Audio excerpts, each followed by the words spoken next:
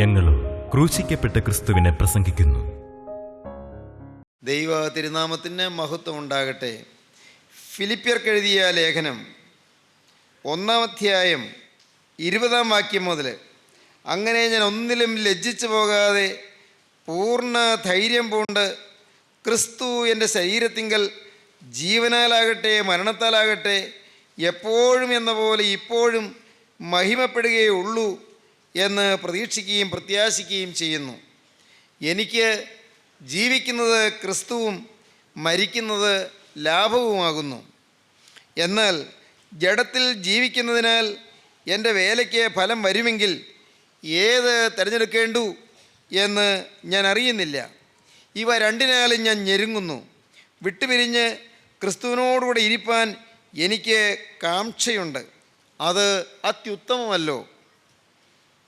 വിട്ടുപിരിഞ്ഞ് ക്രിസ്തുവിനോടുകൂടെ ഇരിപ്പാൻ എനിക്ക് കാംക്ഷയുണ്ട്, അത് അത്യുത്തമമല്ലോ. എന്നാൽ ഞാൻ ജഡത്തിലിരിക്കുന്നത് നിങ്ങൾ നിമിത്തം ഏറെ ആവശ്യം. ഇങ്ങനെ ഉറച്ചുകൊണ്ട് നിങ്ങളുടെ വിശ്വാസത്തിൻ്റെ അഭിവൃദ്ധിക്കും സന്തോഷത്തിനുമായി തന്നെ ഞാൻ ജീവനോടിരിക്കും എന്നും നിങ്ങളോട് എല്ലാവരോടും കൂടെ ഇരിക്കും എന്നും അറിയുന്നു. വിട്ടുപിരിഞ്ഞ് ക്രിസ്തുവിനോടുകൂടെ ഇരിപ്പാൻ എനിക്ക് കാംക്ഷയുണ്ട്, അത് അത്യുത്തമമല്ലോ. എനിക്ക് ജീവിക്കുന്നത് ക്രിസ്തുവും മരിക്കുന്നത് ലാഭവുമാകുന്നു. കർത്താവായ യേശുക്രിസ്തുവിൻ്റെ ശ്രേഷ്ഠ അപ്പോസ്തലനായ പൗലോസ്ലീഹ സ്വന്തം ജീവിതത്തിൻ്റെ കാതലായ അടിസ്ഥാനപരമായ ചിന്താഗതി വിളിച്ചറിയിക്കുന്ന വാക്യമാണിത്. ജീവിക്കുന്നത് ക്രിസ്തു, ക്രിസ്തുവിന് വേണ്ടി, ക്രിസ്തുവിൻ്റെ മഹത്വത്തിന് വേണ്ടി, ക്രിസ്തു മാത്രം, ക്രിസ്തുമയം. അല്ല ഞാൻ കടന്നു പോകുന്നത് അതെനിക്ക് ലാഭമാണ്, കാരണം ഈ ശരീരത്തിൽ നിന്ന് വിട്ടുപിരിഞ്ഞാൽ എൻ്റെ ആത്മാവ് ക്രിസ്തുവിനോടുകൂടി ആയിരിക്കും. വിട്ടുപിരിഞ്ഞ് ക്രിസ്തുവിനോടുകൂടി ഇരിപ്പാൻ എനിക്ക് കാംക്ഷയുണ്ട്, അതിനാണ് എൻ്റെ ആഗ്രഹം. അതാണ് അത്യുത്തമമായ കാര്യം. അപ്പോസ്തലനായ പൗലോസ് റോമർക്ക് ലേഖനം എഴുതുമ്പോൾ 8-ാം അധ്യായത്തിൽ പറയും, നമ്മിൽ വെളിപ്പെടുവാനുള്ള തേജസ് വിചാരിച്ചാൽ ഈ കാലത്തിലെ കഷ്ടങ്ങൾ സാരമില്ല എന്ന് ഞാൻ എണ്ണുന്നു. കഷ്ടതയുണ്ട്, ഞെരുക്കങ്ങളുണ്ട്, രോഗമുണ്ട്, ബന്ധനങ്ങളുണ്ട്, ജയിൽവാസമുണ്ട്, ആപത്തുകളുണ്ട്, അനർത്ഥങ്ങളുണ്ട്, എതിർപ്പുകളുണ്ട്, പോരാട്ടങ്ങളുണ്ട്, കുത്തിത്തിരിപ്പുകളുണ്ട്, മത്സരങ്ങളുണ്ട്. ജീവിതത്തിൽ ഏറെയേറെ യാതനകളും വേദനകളും അനുഭവിക്കേണ്ടി വരുന്നുണ്ട്. എന്നാൽ അപ്പോസ്തലനായ പൗലോസ് പറയുകയാണ്, ഇതെല്ലാം എത്ര ക്ഷണികം, എത്ര നിസ്സാരം, ക്ഷണപ്രഭ ചഞ്ചലമായ ഈ ലോക ജീവിതത്തിൻ്റെ താൽക്കാലികമായ ദുരിതങ്ങൾ മാത്രം. എന്നാൽ എനിക്ക് ഒരു കാര്യം ഉറപ്പുണ്ട് എന്നാണ് അപ്പോസ്തലൻ പറയുന്നത്, നമ്മിൽ വലിയൊരു തേജസ് വെളിപ്പെടാനിരിക്കുന്നു. നമ്മിൽ വെളിപ്പെടുവാനുള്ള തേജസ് വിചാരിച്ചാൽ ഈ കാലത്തിലെ കഷ്ടങ്ങൾ സാരമില്ല എന്ന് ഞാൻ എണ്ണുന്നു. സാരമില്ല. ഇവിടെയുള്ള കഷ്ടങ്ങൾ, ഇവിടെയുള്ള നഷ്ടങ്ങൾ, ഇവിടെയുള്ള ദുരിതങ്ങൾ, ഇവിടെയുള്ള വേദനകൾ, ഇവിടെയുള്ള രോഗങ്ങൾ, ഇവിടെയുള്ളതായ ജീവിതത്തിൻ്റെ അനേകമനേകം പ്രയാസവും വിഷമതയും യാതനയും നിറഞ്ഞതായ അനുഭവങ്ങൾ എല്ലാം നിസ്സാരം. നമ്മിൽ വെളിപ്പെടുവാനുള്ള തേജസ് വിചാരിച്ചാൽ ഈ കാലത്തിലെ കഷ്ടങ്ങൾ സാരമില്ല എന്ന് ഞാൻ എണ്ണുന്നു. എനിക്ക് ജീവിക്കുന്നത് ക്രിസ്തുവും മരിക്കുന്നത് ലാഭവുമാകുന്നു. വിട്ടുപിരിഞ്ഞ് ക്രിസ്തുവിനോടുകൂടെ ഇരിപ്പാൻ ഞാൻ അതിയായി ആഗ്രഹിക്കുന്നു, അത് അത്യുത്തമമല്ലോ. ഉത്തമമായ കാര്യം അതാണ്, ക്രിസ്തുവിനോട് ഇരിക്കുക. അപ്പോസ്തലനായ പൗലോസ് കോരിന്ത്യർക്ക് ലേഖനം എഴുതിയപ്പോൾ പറഞ്ഞു, ഇങ്ങനെയാണ് പറഞ്ഞത്, ദൈവം തന്നെ സ്നേഹിക്കുന്നവർക്ക് ഒരുക്കിയിട്ടുള്ളത് കണ്ണ് കണ്ടിട്ടില്ല, ചെവി കേട്ടിട്ടില്ല, ഒരു മനുഷ്യൻ്റെയും ഹൃദയത്തിൽ നിരൂപിച്ചിട്ട് പോലുമില്ല. വലിയൊരു തേജസ് നമുക്ക് വേണ്ടി ഒരുക്കി വച്ചിരിക്കുന്നു. കണ്ണിന് കാണാൻ കഴിയാത്തതും ചെവിക്ക് കേൾക്കാൻ കഴിയാത്തതും ഒരു മനുഷ്യൻ്റെയും ഹൃദയത്തിന് ഊഹിക്കുകയോ ചിന്തിക്കുകയോ നിരൂപിക്കുകയോ ചെയ്യാൻ കഴിയാത്തതുമായ വലിയൊരു ഭാഗ്യം, വർണ്ണനാതീതമായ ഭാഗ്യം, മനുഷ്യ മനസ്സിനും മനുഷ്യ ബുദ്ധിക്കും വിധേയമാകാത്തതായൊരു ഭാഗ്യം നമുക്ക് വേണ്ടി കരുതി വച്ചിരിക്കുന്നു. ഈ അപ്പോസ്തലനായ പൗലോസിൻ്റെ ആ ദാർശനികമായ ആശയത്തിൻ്റെ പൊരുളാണ് തൻ്റെ സുവിശേഷ വേലയുടെയും തൻ്റെ ലേഖനങ്ങളുടെയും എല്ലാം പിന്നിൽ തുടിച്ചു കൊണ്ടിരുന്നത്. എന്തു വലിയ അഭിമാനത്തോടും ആദരവോടും കൂടിയാണ് അപ്പോസ്തലൻ കർത്താവിൻ്റെ വേല ചെയ്തത്, കർത്താവിൻ്റെ ശുശ്രൂഷ ചെയ്തത്. പ്രിയപ്പെട്ടവരെ, ഈ ലോക ജീവിതം താൽക്കാലികമാണ്. നമുക്കാരും ചിന്തിച്ചു വരികയായിരുന്നു. പക്ഷേ ഇതിന് ശേഷമുള്ള നിത്യത ക്രിസ്തുവിനോടുകൂടി ഇരിക്കുക എന്നുള്ളത്, അതാണ് നമ്മുടെ ലക്ഷ്യം. അല്ല, അതാകട്ടെ നമ്മുടെ ലക്ഷ്യം. ഇന്ന് ലോകത്തിന് വേണ്ടിയാണ് നാം ജീവിക്കുന്നത്. ഈ ലോകത്തിൽ നാം ജീവിക്കുന്നു. എന്തിനു വേണ്ടിയാണ് ജീവിക്കുന്നത്? ലോകത്തിന് വേണ്ടി ജീവിക്കുന്നു. എന്തിനു വേണ്ടിയാണ് ജീവിക്കുന്നത്? ജീവിക്കാൻ വേണ്ടി ജീവിക്കുന്നു. അതാണ് നമുക്ക് പറയാനുള്ളൂ. ഞാൻ ഓർക്കുന്നു, പണ്ട് അല്പം ഭാവനാപരമായി വായിച്ചതായ ഒരു ചെറിയ സംഭവം. ഒരു ദൈവദാസൻ റോഡിൽ നടന്നു പോവുകയായിരുന്നു. ഏതാനും കുട്ടികൾ സ്കൂളിലേക്ക് പോകുന്നു. ഈ കുട്ടികൾ സ്കൂളിലേക്ക് വർത്തമാനം പറഞ്ഞും അവർ പലതരത്തിൽ കളിവാക്കുകൾ പറഞ്ഞും അങ്ങോട്ടും ഇങ്ങോട്ടും നോക്കിയും എല്ലാം അവരിങ്ങനെ പോകുമ്പോൾ ഈ ദൈവദാസൻ അവരോട് ചേർന്ന് നടന്നു. അദ്ദേഹം ചോദിച്ചു, കുഞ്ഞുങ്ങളെ, നിങ്ങൾ എങ്ങോട്ടാണ് പോകുന്നത്? അവർ പറഞ്ഞു, കാണരുതോ, ഞങ്ങൾ സ്കൂളിലേക്ക് പോവുകയാണ്. പിന്നെ സ്കൂളിൽ ചെന്നിട്ട് നിങ്ങൾ എന്താ ചെയ്യാൻ പോകുന്നത്? അയ്യോ, അതെന്താണ് അങ്ങനെ ചോദിക്കുന്നത്? ഞങ്ങൾ പഠിക്കാൻ പോകുന്നു. പഠിച്ചു കഴിഞ്ഞാൽ പിന്നെ എന്തു ചെയ്യും? പഠിച്ചു കഴിഞ്ഞാൽ പിന്നെ ഞങ്ങൾ പഠിക്കും. അല്ല, പഠിച്ചു കഴിഞ്ഞാൽ, ഈ സ്കൂളിൽ നിന്ന് പഠിച്ചു കഴിഞ്ഞാൽ പിന്നെ ഞങ്ങൾ കുറേ കൂടി ഉയർന്ന ക്ലാസ്സിൽ പഠിക്കാൻ മറ്റു സ്കൂളിൽ പോകും. അവിടെ പഠിച്ചു കഴിഞ്ഞാൽ പിന്നെ എന്തു ചെയ്യും? പിന്നെ എന്താണ്? പിന്നെ ഞങ്ങൾ കോളേജിൽ പോകും. കോളേജിൽ പോയി കഴിഞ്ഞാൽ പിന്നെ എന്താണ്? പിന്നെ ഞങ്ങൾ ഒരു നല്ല ഡിഗ്രി എല്ലാം എടുക്കും. മോനെ, നീ പഠിച്ചു കഴിഞ്ഞാൽ പിന്നെ എന്താണ് നിൻ്റെ ഉദ്ദേശം? അതിലൊരു കുട്ടി പറഞ്ഞു, സാറേ, എന്താ അങ്ങനെ ചോദിക്കുന്നത്? പഠിച്ചു കഴിഞ്ഞാൽ പിന്നെ ഒരു ജോലി കിട്ടാൻ നോക്കും. ജോലി കിട്ടിക്കഴിഞ്ഞാൽ പിന്നെ എന്തു ചെയ്യും? പിന്നെ അവൻ അല്പനേരം ഒന്ന് മടിച്ചു നിന്നു. പിന്നെ ഞാനൊരു കല്യാണം കഴിക്കും. അല്ല, അത് കഴിഞ്ഞ് പിന്നെ നീ എന്തു ചെയ്യും? അവൻ പറഞ്ഞു, സാറേ, പിന്നെ അങ്ങനെ ജീവിക്കും. അല്ല, അത് കഴിഞ്ഞ് പിന്നെ എന്തു ചെയ്യും? പിന്നെ ഞാനങ്ങ് പ്രായമാകും. മോനെ, പിന്നെ നീ എന്തു ചെയ്യും? പിന്നെ ഞാനങ്ങ് മരിക്കും. മരിച്ചു കഴിഞ്ഞാൽ പിന്നെ നീ എന്തു ചെയ്യും? അത്രയും നേരം ഈ കുട്ടിക്ക് മറുപടി പറയാനുണ്ട്, കുട്ടികൾക്ക് മറുപടി പറയാനുണ്ട്. പക്ഷേ മരിച്ചു കഴിഞ്ഞാൽ പിന്നെ എന്ത്? അതിന് മറുപടിയില്ല. മരിച്ചു കഴിഞ്ഞാൽ പിന്നെ എന്ത്? അതിനെക്കുറിച്ച് ഒരു വ്യക്തമായ മറുപടി പറയാൻ ആ കുഞ്ഞിന് സാധിച്ചില്ല, കുട്ടികൾക്ക് സാധിച്ചില്ല. പ്രിയപ്പെട്ടവരെ, പിന്നെ എന്ത്? എന്തിനു വേണ്ടിയാണ് ജീവിക്കുന്നത്?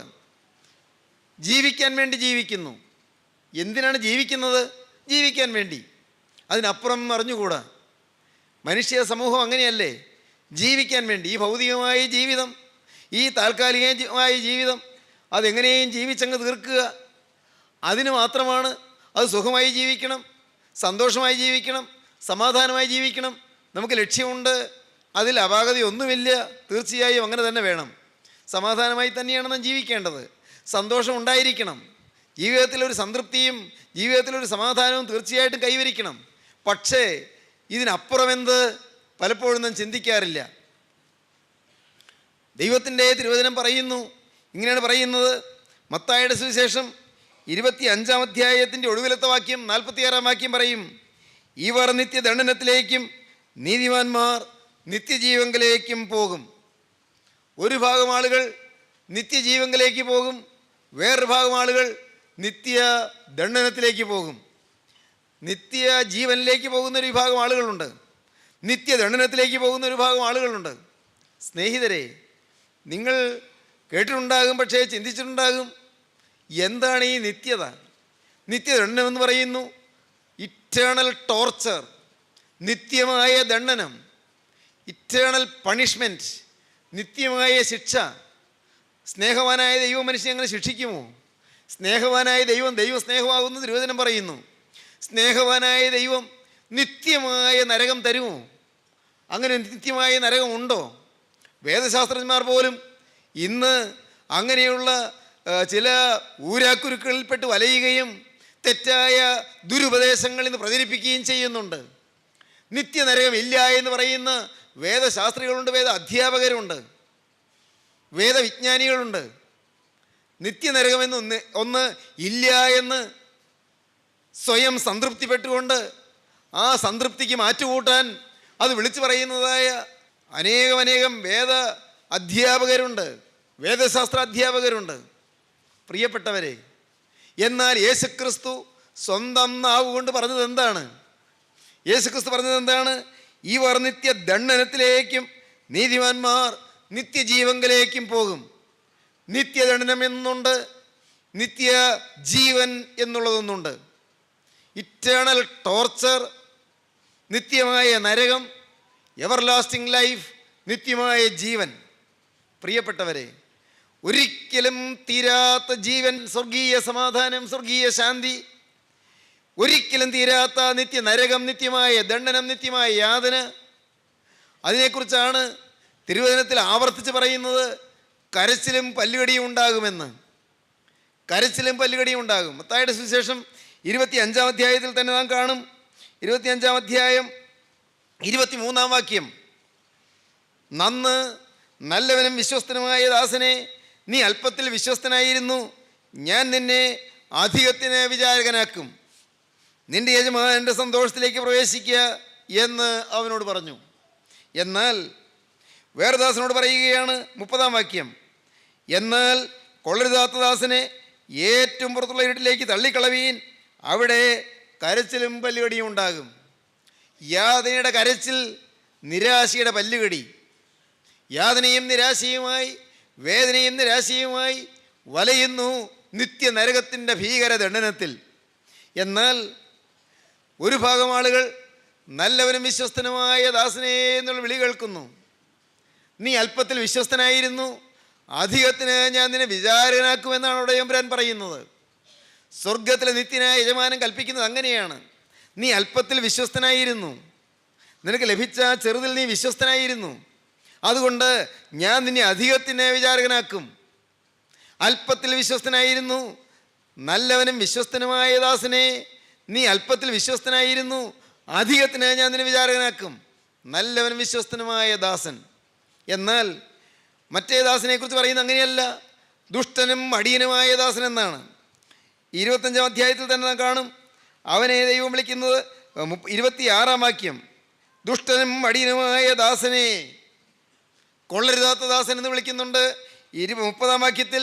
എന്നാൽ 26-ാം വാക്യത്തിൽ വിളിക്കുന്നത് ദുഷ്ടനും അടിയനുമായ ദാസനെ എന്നാണ്. ദുഷ്ടനും അടിയനുമായ ദാസനെ എന്ന് വിളിച്ചിട്ട് പറയുകയാണ്, കൊള്ളരുതാത്ത ദാസനെ ഏറ്റവും പുറത്തുള്ള വീട്ടിലേക്ക് തള്ളിക്കളവീൻ, അവിടെ കരച്ചിലും പല്ലുകടിയും ഉണ്ടാകും. സഹോദരങ്ങളെ, മരണത്തിന് ശേഷം എന്ത്?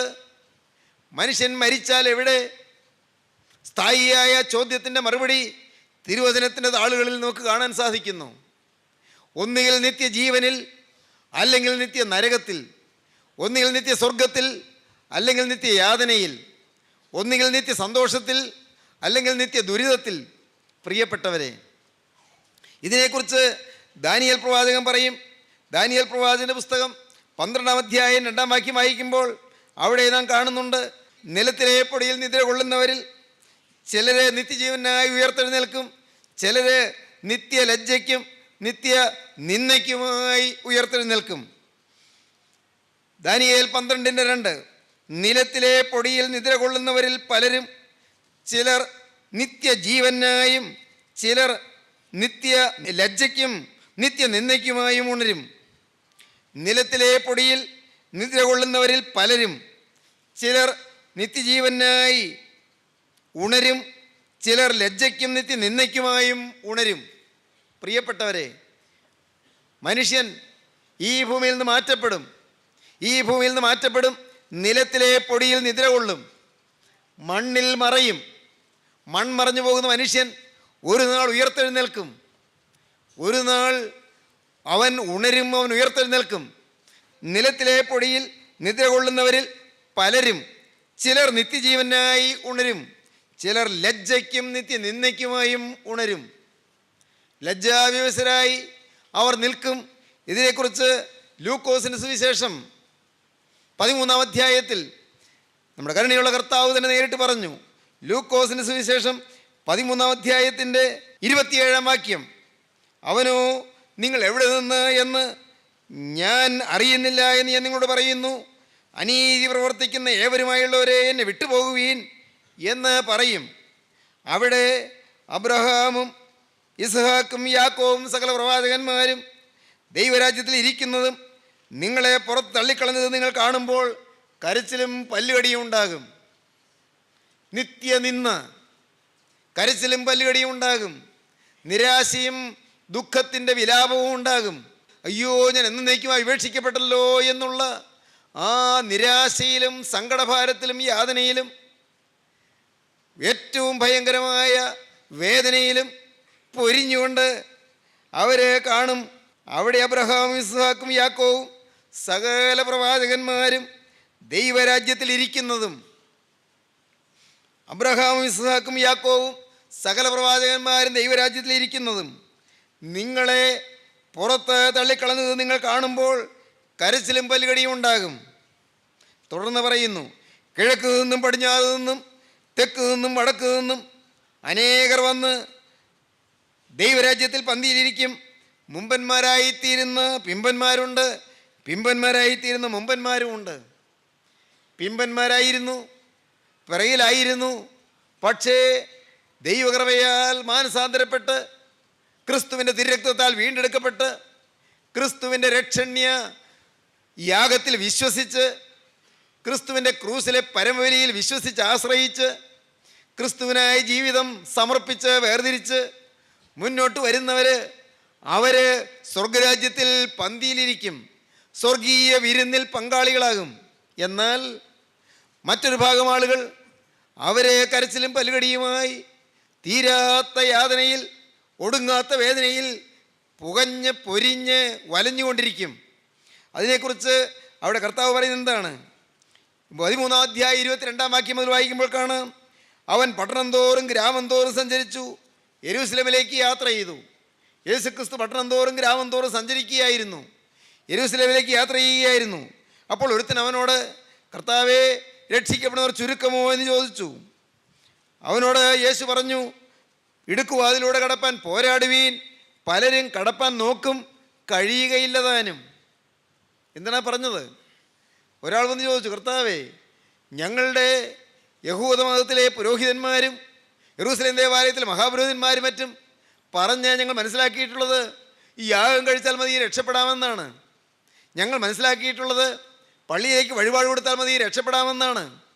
ഞങ്ങൾ മനസ്സിലാക്കിയിട്ടുള്ളത് യെരൂശലേം ദേവാലയത്തിലെ 3 പ്രധാന പെരുന്നാളുകളിൽ സംബന്ധിച്ചാൽ മതി രക്ഷപ്പെടാമെന്നാണ്. ഞങ്ങൾ അങ്ങനെയൊക്കെയാണ് ധരിച്ചു വെച്ചിരുന്നത്. എന്നാൽ നീ ഒരു പുതിയ ഉപദേശം കൊണ്ടുവരുന്നതായിട്ട് തോന്നുന്നല്ലോ, സ്വർഗരാജ്യത്തിലെത്താൻ പ്രയാസമാണെന്ന് തോന്നുന്നല്ലോ. എന്താണ് നീ പറയുന്നത്? രക്ഷിക്കപ്പെടുന്നവർ ചുരുക്കമാണോ? രക്ഷയുടെ അനുഭവത്തിലേക്ക് വരുന്നവർ, നിത്യരക്ഷ നേടുന്നവർ ചുരുക്കമാണോ? അതാണോ ഞങ്ങൾ മനസ്സിലാക്കേണ്ടത്? അവിടെ എന്താണ് ഉദ്ദേശിച്ചത്? ഞങ്ങൾക്ക് മനസ്സിലാകുന്നില്ല. ഞങ്ങളുടെ ഹൃദയത്തെ തൊടുന്നു നീ പറയുന്ന വാക്കുകൾ ഞങ്ങൾ ഇതുവരെയും ധരിച്ചു വെച്ചിരുന്നത് പോലുള്ളൊരു വിശ്വാസമല്ല. ഞങ്ങൾ ധരിച്ചു വെച്ചിരുന്നത് അത് യഹോവയായ ദൈവത്തെ വിശ്വസിക്കുന്നെന്ന് പറഞ്ഞ് യെരൂശലേം ദേവാലയത്തിൽ പോവുകയും യെരൂശലേം ദേവാലയത്തിലെ പെരുന്നാളുകളിൽ സംബന്ധിക്കുകയും യെരൂശലേം ദേവാലയത്തിൽ വഴിപാട് ഇടുകയും മാത്രമല്ല യെരൂശലേം ദേവാലയത്തിൽ യാഗങ്ങൾ നടത്തുകയും അങ്ങനെ മഹാപുരോഹിതന്മാരെ പ്രസാദിപ്പിക്കുകയും ചെയ്താൽ രക്ഷപ്പെടുമെന്നാണ് ഞങ്ങൾ ധരിച്ചു വെച്ചിരുന്നത്. എന്നാൽ ഇപ്പോൾ നീ പറയുന്നതൊക്കെ കേട്ടപ്പോൾ ഇപ്പോൾ ഞങ്ങൾക്ക് മനസ്സിലാകുന്നു, അനേകരും രക്ഷപ്പെടുകയില്ല, പലരും ദൈവരാജ്യത്തിൽ എത്തുകയില്ല എന്നാണ് നീ ഉദ്ദേശിക്കുന്നത്. ഞങ്ങൾക്ക് മനസ്സിലാകുന്നു. എന്താണ്, രക്ഷിക്കപ്പെടുന്നവർ ചുരുക്കമാണോ? അയാൾ ചോദിച്ചു, കർത്താവേ, രക്ഷിക്കപ്പെടുന്നവർ ചുരുക്കമോ എന്ന് ചോദിച്ചതിന് അവനോട് പറഞ്ഞത്, കർത്താവ് ചുരുക്കമെന്നല്ല പറഞ്ഞത്. എന്താണ് പറഞ്ഞത്? ഇടുക്കുവാതിലൂടെ കടപ്പാൻ പോരാടുവീൻ, പലരും കടപ്പാൻ നോക്കും, കഴിയുകയില്ലതാനും. കടക്കണമെന്ന് പലർക്കും ആഗ്രഹമുണ്ട്. ഈ ദൈവരാജ്യത്തിൽ എത്തണമെന്ന് പലർക്കും ആഗ്രഹമുണ്ട്. സ്വർഗരാജ്യത്തിൽ ചെല്ലണമെന്ന് പലർക്കും ആഗ്രഹമുണ്ട്. പലരും കടക്കാൻ നോക്കും, ശ്രമിക്കുമെന്നാണ്. പലരും ഈ ദൈവരാജ്യത്തിലെത്താൻ വളരെ അധ്വാനിക്കും, കഷ്ടപ്പെടും. പക്ഷേ കഴിയുകയില്ലതാനും, സാധ്യമല്ലെന്നാണ് കർത്താവ് പറഞ്ഞത്. രക്ഷിക്കപ്പെടുന്നവർ ചുരുക്കമാണെന്നല്ല കർത്താവ് പറഞ്ഞത്. പലരും ശ്രമിച്ചാലും സാധ്യമല്ല. രക്ഷിക്കപ്പെടുന്നവർ ചുരുക്കമോ എന്ന് ചോദിച്ചതിന് അവനോട് പറഞ്ഞത്, ഇടുക്കുവാതിലൂടെ കടപ്പാൻ പോരാടുവീൻ, പലരും കടപ്പാൻ നോക്കും, കഴിയുകയില്ലതാനും. വീട്ടുടയൻ എഴുന്നേറ്റ് കതകടച്ച ശേഷം നിങ്ങൾ പുറത്തു നിന്ന് കർത്താവെ തുറന്നു തരണമേ എന്ന് പറഞ്ഞുകൊണ്ട് കതകിന് മുട്ടി തുടങ്ങുമ്പോൾ നിങ്ങൾ എവിടെ നിന്ന് എന്ന് ഞാൻ അറിയുന്നില്ല എന്ന് അവൻ ഉത്തരം പറയും. അന്നേരം നിങ്ങൾ, നിൻ്റെ മുമ്പിൽ ഞങ്ങൾ തിന്നുകയും കുടിക്കുകയും ഞങ്ങളുടെ തെരുക്കളിൽ നീ പഠിപ്പിക്കുകയും ചെയ്തുവല്ലോ എന്ന് പറഞ്ഞു തുടങ്ങും. അവനോ, നിങ്ങൾ എവിടെ നിന്ന് എന്ന് ഞാൻ അറിയുന്നില്ല എന്ന് ഞാൻ നിങ്ങളോട് പറയുന്നു, അനീതി പ്രവർത്തിക്കുന്ന ഏവരുമായുള്ളവരെ എന്നെ വിട്ടുപോകുവീൻ എന്ന് പറയും. അനീതി മാറിയില്ല. നിങ്ങൾ വലിയ പരിചയം പറഞ്ഞുകൊണ്ട് വരുന്നുണ്ട്. കർത്താവേ, നീ ഞങ്ങളുടെ തെരുക്കളിൽ വന്ന് പഠിപ്പിച്ചില്ലേ, നമുക്ക് പരിചയമുണ്ടല്ലോ. ഇപ്പം എന്താണ് ഞാൻ അറിയില്ല എന്ന് പറയുന്നത്? എന്താണ് അങ്ങനെ പറയുന്നത്? നമ്മൾ ഒരുമിച്ച് ഭക്ഷണം കഴിച്ചിട്ടില്ലേ? നമ്മൾ ഒരുമിച്ച് തിന്നുകയും കുടിക്കുകയും ചെയ്തിട്ടില്ലേ? നമ്മൾ ഒരുമിച്ച് യാത്ര ചെയ്തിട്ടില്ലേ? എന്നിട്ട് നീ എന്താണ് ഇപ്പോൾ അങ്ങനെ പറയുന്നത്? അറിയില്ല എന്ന് പറയുന്നത്, നിങ്ങളെ അറിയുന്നില്ല എന്ന് പറയുന്നത് എന്താണ്? കർത്താവ് പറയും, അനീതി മാറിയില്ല, ജീവിതം മാറിയില്ല. അനീതി പ്രവർത്തിക്കുന്ന ഏവരുമായുള്ളവരെ എന്നെ വിട്ടുപോകുവീനെന്ന് ഞാൻ അവരോട് തീർത്ത് പറയും. ദൈവത്തിന് സ്തോത്രം. സഹോദരങ്ങളെ, ഇന്ന് ഈ വാക്കുകൾ നിങ്ങൾ കേട്ടുകൊണ്ടിരിക്കുമ്പോൾ വ്യക്തമായൊരു കാര്യം ഗ്രഹിക്കൂ. ജീവിതത്തിലെ പാപം മാറിയല്ലാതെ പരിശുദ്ധന്മാർക്ക് വേണ്ടി ഒരുക്കിയിരിക്കുന്ന സ്വർഗീയ പൂങ്കാവനത്തിൽ പ്രവേശിക്കുകയില്ല. പരിശുദ്ധന്മാർക്കായി കാക്കപ്പെടും ഉദ്യാനം പോകണമെങ്കിൽ നമ്മുടെ ജീവിതത്തിലെ പാപങ്ങൾ മാറണം, അകൃത്യങ്ങൾ മാറണം, ലംഘനങ്ങൾ മാറണം, നമ്മുടെ ജീവിതത്തിലെ തിന്മകൾ മാറണം, നമ്മുടെ അനീതികൾ മാറണം. എങ്ങനെ മാറും? അതിനാണ് നീതിസൂര്യനായ ക്രിസ്തു നമ്മുടെ ഹൃദയത്തിൽ ഉദിക്കുന്നത്. പൂർവ്വകാല മനീഷികൾ പാടി, അത് അടുത്ത പ്രസംഗത്തിൽ പറയാം. പൂർവ്വകാല മനീഷികൾ പാടി, ബുദ്ധിജീവികൾ പാടി, അവർ നാഥാ ഞങ്ങളെ വെളിച്ചത്തിലേക്ക് നയിക്കണമേ എന്ന് പാടി. പ്രിയപ്പെട്ടവരെ, ഇന്ന് ഈ വാക്കുകളെ കേട്ടുകൊണ്ടിരിക്കുമ്പോൾ നിങ്ങൾ വെളിച്ചത്തിന് വേണ്ടി കൊതിപ്പീൻ. സത്യ വെളിച്ചം ഒന്നേ ഉള്ളൂ, അത് കർത്താവായ യേശുക്രിസ്തുവാണ്. ആ ജീവപ്രദമായ വെളിച്ചത്തിലേക്ക് പ്രിയപ്പെട്ടവരെ നിങ്ങൾ ഓടി വരുവീൻ. അന്ധകാര ശക്തികളോട് യാത്ര പറയുവീൻ, പൈശാചിക സേനകളോട് യാത്ര പറയുവീൻ, പാപത്തെ വിട്ട് തിരിയുവീൻ, പാവക്കറകൾ കഴുകി മാറ്റുന്ന ക്രൂശിൻ തിരുരക്തത്തിൽ ആശ്രയിപ്പീൻ. ഗോകുൽത്തായിൽ ചിന്തിയ തിരുരക്തത്തിൻ്റെ അത്ഭുത ശക്തിയിൽ നിങ്ങൾ ശരണപ്പെടുവീൻ. ക്രിസ്തുവിനെ നിങ്ങളുടെ നാഥനായി നിങ്ങൾ സ്വീകരിപ്പീൻ. യേശു ക്രിസ്തു ഇതാ നിങ്ങളുടെ അരികത്ത് വന്ന് നിൽക്കുകയാണ്. ഈ വാക്കുകൾ നിങ്ങൾ കേട്ടുകൊണ്ടിരിക്കുമ്പോൾ തന്നെ നിങ്ങളുടെ അരികത്തേക്ക് യേശു വരുന്നു എന്ന് നിങ്ങൾ ധ്യാനിപ്പീൻ. യേശു നിങ്ങളുടെ അരികത്ത് വന്ന് നിൽക്കുന്നു നിങ്ങൾ ധ്യാനിപ്പീൻ. മോനെ, നിത്യനരകത്തിലേക്ക് നീ പോകണ്ട എന്ന് യേശു നിങ്ങളോട് പറയുകയാണ്. മോളെ, നീ നിത്യനരകത്തിൻ്റെ ഭീകരാഗ്നിയിലേക്ക് നീ നീങ്ങണ്ട എന്ന് യേശു നിങ്ങളോട് പറയുകയാണ്. നിനക്ക് നിത്യജീവൻ ഞാൻ തരാമെന്ന് കർത്താവ് പറയുകയാണ്. നിത്യദണ്ഡനം ഒഴിവാക്കി തരാമെന്ന് കർത്താവ് പറയുകയാണ്. മരണശേഷമുള്ള നിത്യത സ്വർഗ സൗഭാഗ്യത്തിൽ നിനക്ക് എത്തിച്ചേരാമെന്ന് കരുണയുള്ള കർത്താവ് നിനക്ക് വാഗ്ദത്തം തരികയാണ്. യേശു നിങ്ങളുടെ നേരെ കരം നീട്ടിക്കൊണ്ട് പറയുന്നു, കുഞ്ഞേ, എൻ്റെ കരം നിനക്ക് വേണ്ടി ആണിയടിച്ച് തകർക്കപ്പെട്ടത്. ഈ കരത്തിലേക്ക് നിൻ്റെ ഭാവി നീ ഏൽപ്പിച്ചു തരുമെങ്കിൽ, എൻ്റെ ഈ ആണിപ്പാടുള്ള കരങ്ങളിലേക്ക് നിൻ്റെ ആയുസ് നീ ഏൽപ്പിച്ചു തരുമെങ്കിൽ, നിൻ്റെ വരുംകാലം ഒരു പുതിയ ജീവിതം നയിപ്പാൻ നീ തീരുമാനിക്കുന്നുവെങ്കിൽ, ഇതുവരെ വന്ന സകല പാപങ്ങളും എൻ്റെ തിരുരക്തത്താൽ കഴുകി ഞാൻ നിന്നെ വെടിപ്പാക്കി തരാം. നിൻ്റെ ജീവിത വസ്ത്രം ഞാൻ അലക്കിത്തരാം. നിനക്കൊരു പുതിയ ജീവിതം തരാം. നിൻ്റെ ഹൃദയം പുതുക്കിത്തരാം. നിൻ്റെ ജീവിതം പുതുക്കിത്തരാം. നിൻ്റെ സ്വഭാവം പുതുക്കിത്തരാം. ഒരു പുതിയ ജീവിതം നിനക്ക് തരാം. മകനെ, ഒരുത്തൻ ക്രിസ്തുവിലായാൽ പുതിയ സൃഷ്ടിയാകുന്നു. സ്നേഹിത, ഈ വാക്കുകളെ കേട്ടുകൊണ്ട് ഇന്ന് ഇത് കേട്ടുകൊണ്ടിരിക്കുമ്പോൾ തന്നെ നിന്റെ ഹൃദയം നീ ക്രിസ്തുവിന് കൊടുക്കുവീൻ. ക്രിസ്തുവിനോട് നീ വാക്ക് പറയുവീൻ. ക്രിസ്തുവിൻ്റെ കരങ്ങളിലേക്ക് നിന്നെ ഏൽപ്പിപ്പീൻ. പുതിയ തീരുമാനം നീ എടുക്കുവീൻ. യേശുവേ, ഇന്നു മുതൽ ഞാൻ ഒരു പുതിയ സൃഷ്ടിയായി ജീവിക്കുമെന്ന് യേശുവിനോട് പറയുവീൻ. നാഥാ, നീ എനിക്ക് വേണ്ടി ക്രൂസിൽ മരിച്ചതിനാൽ ഇന്നു മുതൽ ഞാൻ നിനക്കായി ജീവിക്കുമെന്ന് എൻ്റെ ബഹുമാന്യ സഹോദരങ്ങളെ, നിങ്ങൾ ദൈവത്തോട് വാക്ക് പറയുവീൻ. സർവ്വവല്ലഭനല്ലയോ നിങ്ങളുടെ അരികത്ത് വന്നിരിക്കുന്നത്? സർവ്വ ഉന്നതനല്ലയോ നിങ്ങളെ പേർ ചൊല്ലി വിളിക്കുന്നത്? സർവ്വശക്തനല്ലോ നിങ്ങളെ മാടി വിളിക്കുന്നത്? അവൻ്റെ ക്രൂസിൻ്റെ ത്യാഗോജ്വലമായ സ്നേഹസ്മരണകളിലേക്കല്ലയോ നിങ്ങൾ ക്ഷണിച്ചു കൊണ്ടിരിക്കുന്നത്? അവൻ നിങ്ങൾ വിളിക്കുന്ന ഈ സമയത്ത് തന്നെ ഓടി വരുവീൻ. അവൻ്റെ പാദത്തിലേക്ക് ഓടി വരുവീൻ. അവനോട് വാക്ക് പറയുവീൻ. യേശുവേ, നീ എനിക്ക് വേണ്ടി ക്രൂസിൽ മരിച്ചതിനാൽ ഇന്നു മുതൽ ഞാൻ നിനക്കായി ജീവിക്കും. നമുക്ക് പ്രാർത്ഥിക്കാം. സ്നേഹവാനേ, മഹാപരിശുദ്ധനായ സ്വർഗീയ പിതാവേ, അവിടുത്തെ ജീവദായകമായ തിരുവചനങ്ങൾക്കായി ഞങ്ങൾ നിന്നെ സ്തുതിക്കുന്നു. നിത്യജീവന്റെ സൗഭാഗ്യ അനുഭവങ്ങളിലേക്ക് ഞങ്ങളെ വിളിക്കുന്ന കൃപയ്ക്കായി ഞങ്ങൾ നിന്നെ സ്തോത്രം ചെയ്യുന്നു. കഴിഞ്ഞ കാലങ്ങളിൽ വന്നുപോയ സകല തിന്മകളും സകല പാപങ്ങളും ഞങ്ങൾ ഇന്ന് കഴുകി മാറ്റുവാൻ അവിടുത്തെ ചങ്കു തുറന്നൊഴുകിയ തിരുരക്തം മതിയായതാകിയാൽ ഞങ്ങൾ നിന്നെ സ്തുതിക്കുന്നു. കർത്താവേ, ആ തിരുരക്തത്തിൽ ശരണപ്പെട്ടുകൊണ്ട് അവിടുത്തെ ജയമുള്ള ശ്രീവായുടെ ചുവട്ടിലേക്ക് അടിയങ്ങളിതാ വരുന്നു. കർത്താവേ, ഞങ്ങളെ കഴുകണമേ, ഞങ്ങളെ വെടിപ്പാക്കണമേ, ഞങ്ങളെ വിശുദ്ധീകരിക്കണമേ. നാൾക്ക് നാൾ ശുദ്ധീകരണം പ്രാപിക്കാനുള്ള ഭാഗ്യം ഞങ്ങൾക്ക് തരണമേ. ഈ വചനം കേട്ട എല്ലാവരെയും അനുഗ്രഹിക്കണമേ. ഉടയവനെ, നിന്റെ ആണിപ്പാടുള്ള കരങ്ങൾ ഈ നിന്റെ മക്കളുടെ മേൽ വെക്കണമേ. എല്ലാവരെയും വിശുദ്ധീകരിക്കണമേ. എല്ലാവരെയും നിന്റെ കൃപയിൽ പൊതിയണമേ. നാഥാ, നിന്റെ സ്വർഗീയ രാജ്യത്തിന് വേണ്ടി എല്ലാവരെയും ഒരുക്കണമേ. അവിടുത്തെ രണ്ടാമത്തെ വരവിൽ വിശുദ്ധന്മാരുടെ നിരയിൽ നിന്ന് ജീവൻ ജീവനുള്ള ദൈവത്തെ പ്രസാദിപ്പിച്ച് സ്തുതിപ്പാനുള്ള ഭാഗ്യം എല്ലാവർക്കും നൽകണമേ. തിരുനാമം മഹത്വപ്പെടുത്തണമേ.